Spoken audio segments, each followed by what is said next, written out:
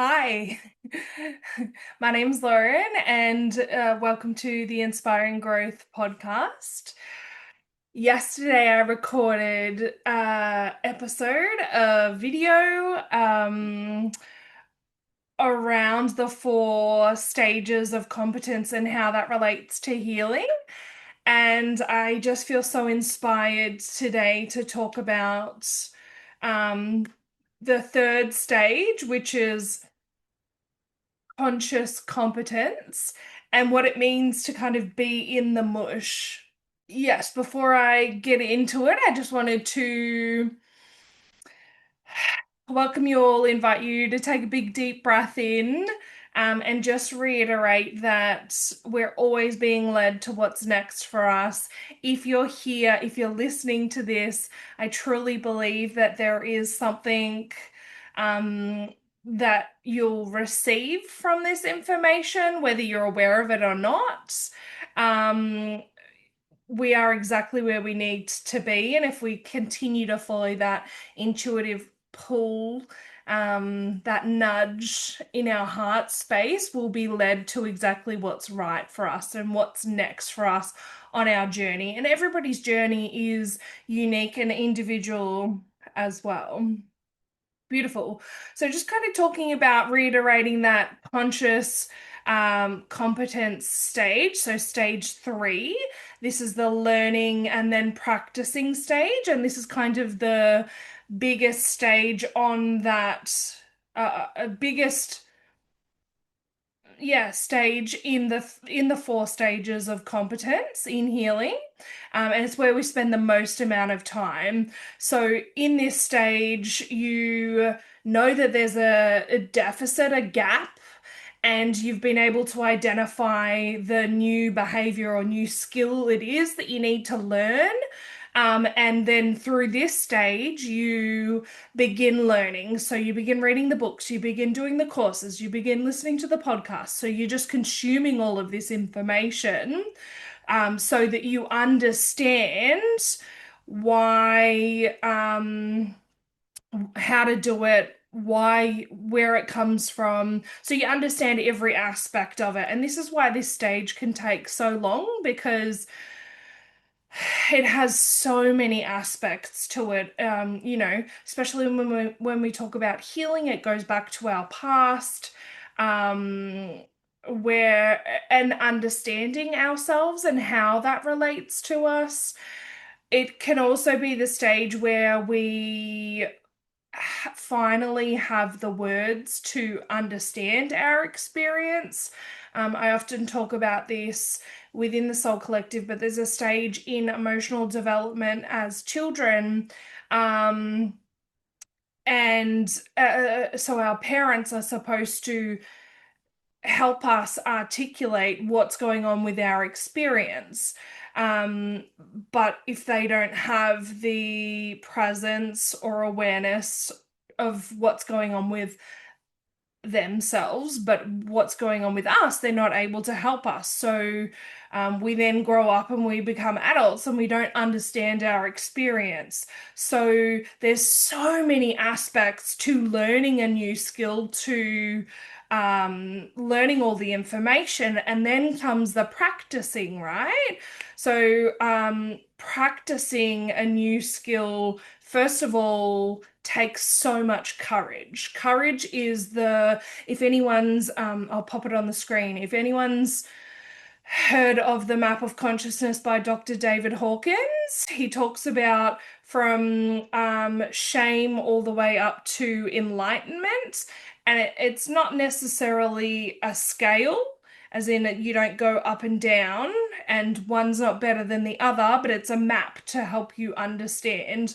So each emotion has different vibrations, and courage is the middle way. Courage, the from shame all the way up to courage is contracting emotions, and then from courage all the way up to enlightenment is expansive emotions. So that's where we expand out and we're open. With the ones below, we close up and we are in self-defense mode. So, in order to be in the mush and to begin practicing, what we need to be able to access within ourselves is courage. And that's really hard. And I think I said in the last video that's why it's so important to be part of a community or be part of a group or to have support there, because it's really, really, really hard to do on your own. You can do it. Um, the other thing about being a part of a group or a community is that you'll learn through observing other people. So, um, yeah, that's another way of learning in this being in the mush. One thing that I say all the time is that words don't teach, experience does. So I think it was originally said by Abraham Hicks.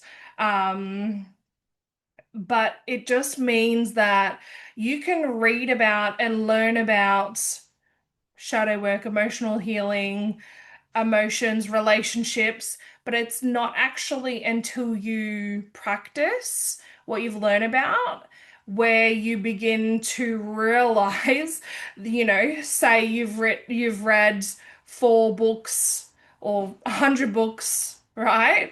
And then you practice it and you go, oh my God, my experience is so different, or there's so many aspects that I hadn't even read about in these books, because words are very specific and very pointed, and our experience, right? So, in any given moment, there's a million bits of information around us. We're only able to perceive a certain percentage. So, when we're reading a book written by someone else, we're gaining knowledge and information from their perspective, which is probably going to be similar to ours, but we're also going to be able to have a different experience.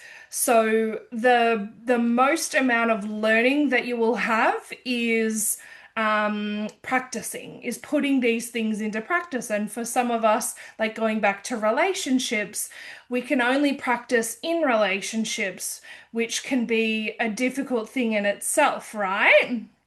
Especially romantic relationships. But then on the flip side, you can practice secure attachment and things like that with friends. How did I derail that one? So, another really, really big and important part of being in the mush is self-reflection. We, in our subjective experience, so when we have our experience, it is subjective to us. We're not able to see things from an objective viewpoint because we're seeing things based on our past experiences, our beliefs, our thoughts, our viewpoint, right? And it's not until we're able to step out of that viewpoint where we can actually see things that are outside our subjective experience. Does that kind of make sense? So, something that's really important is to self reflect, to take an objective perspective about our experience, and acknowledge, count, and see what that was like for us. It's not to judge, shame, criticize, but it's to take stock and to see how, if there are any areas in what's going on that need shifting. So, any areas that are maybe coming from fear, guilt, shame, anger, pride, any of those things that need shifting to a place of acceptance, reason, love. And so that's also talking about the map of consciousness as well. Um, a part of my work and what I guide people to do is to validate, to self-validate, and give self-compassion for what they're uncovering. Because if I had been through your life and had exactly your experiences, I would think and feel exactly the same. So it makes absolute and total sense why that's all coming up for you, why you're feeling this fear, why you're concerned, why you're frustrated, why you're feeling sad, why you're feeling guilty. Like all of this is totally okay. And so, in validating, what I encourage people to do is it's kind of a part of that reparenting style, but it is accessing that unconditional love, whether you can do that inside of yourself, or if you can't, you can call on the unconditional love from Mother Earth, and access that and give that to yourself for your experience, for this subjective experience that you're reflecting on. So only then can we see the areas where we need to shift and grow and change to move into this, to realign with this skill that we're learning. Because if we don't reflect on our experience, then we're not able to actually see what's going on. Does that make sense? So we're not able to see how that is for us.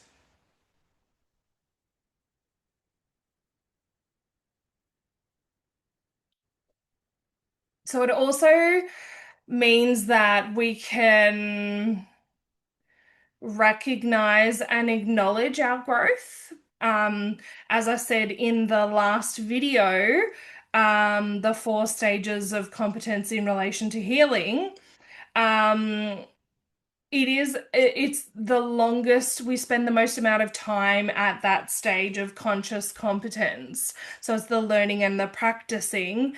And if we don't, um, if we don't take that time to reflect and also celebrate, but as well, because if we don't look at where we were at the start to where we are now, it can often feel as if we haven't gone that far. We haven't changed. So when we are taking that reflection and taking that observation, we can actually recognize that in our for ourselves, in ourselves, and that can help to give you a little bit more motivation, a little bit more um yeah, a little bit more power, a little bit more, what's the word? To keep going, because it's hard. It's really hard to be in that place. I think for me, I just have this and have always had this drive to just be my best self, but I didn't know all the ways that were causing problems, and I was completely unconscious and incompetent, but I didn't know. And then when I learned, I become so obsessed with learning and practicing the new skill, because I just wanted to be the end result, so that I could feel whatever the end result gave me. So that might be connection, love, care. I might want to feel at ease within myself, feel a sense of self-worth, whatever it was that this new skill or behavior that I was learning was going to give me. And so that was my motivation. Um, and I think because I experienced such bad depression in my teen years, I already know what it feels like to not want to be here anymore and I don't want to go back there. So there's no other option for me. It's only straightforward. But that might be something that you can acknowledge for yourself, what it is that's motivating you. What is it? Is it that you don't want to go back to where you were before? So you keep pushing forward no matter what.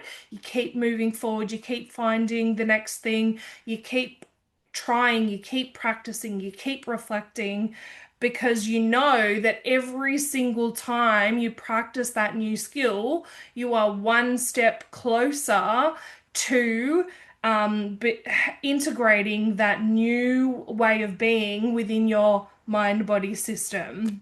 It really depends on your past and where you are on your journey as to whether you'll be able to um, do this on your own. I 100% don't recommend it. I haven't done it on my own. I can't do it on my own. When I'm learning something new, I need to have like a mentor to help me. And so I think I actually might have talked about this in a like one of my earlier podcasts. When you have somewhere that you want to go, right? A skill that you want to learn, a way of being that you want to be that is so foreign to you, it is a really good idea to find someone who has those skills and to look up to them. Now, that way of being isn't something that I would recommend all the time because what happens is you realize that those people are actually flawed and human and they're not as perfect as you envision them to be.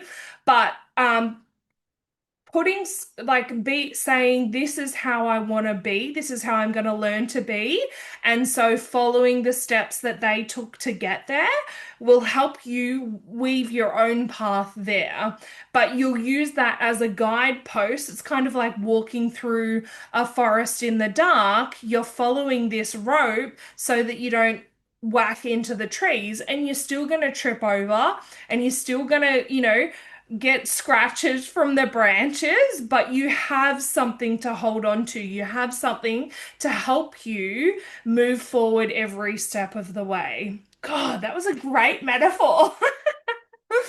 So, yeah, if you are currently in the mush, if you are currently practicing these new ways of being, I just want to recognize you because it is really hard, and especially when we have people around us who maybe aren't learning new skills, and it might be really hard for them to see us changing because that calls on them to adapt to this new way of being, because what happens is we have roles in our relationships, and so when we move out of those roles, when we begin to learn healthier ways of relating and functioning, it creates an imbalance. It's like the dysfunctional atoms function at a rate that allows them to be functional together. So when you become functional on your own, the other dysfunctional atom just goes chaotic and is trying to pull you back in. I don't like that terminology, but that's kind of what can happen. So just acknowledging that it can be hard and also not vilifying or making the people around you wrong or bad for expressing dissatisfaction, disappointment, whatever sadness because you're slowly changing. It might be a good idea to just acknowledge for them and say, "Hey, I know this is really hard for you. I'm learning," or even if they haven't said anything, you might like to just say to them, "I'm learning to be a better person and I'm going to be changing a bit." And, I can imagine that that might be quite hard on you. And I just want to let you know that, like, I still want you in my life and I still want to be friends or I still want you as my partner, but this is the path that I'm going on. Yeah, and that can then also bring because some people will come with us on that path and will adapt accordingly and will allow us to change, and some people won't. And so then brings the decision of, do I need to distance myself from this relationship so that I can continue on my path, or do I just need to cut this relationship? Um, yeah, they're very complex questions, but anyway, I have absolutely loved this, and I know that you'll take exactly what you need from this episode, and I would love to know in the comments section what you've picked up, what you've taken away, or if you have any questions, please pop them in the comments or send me a DM, and I will see you next time.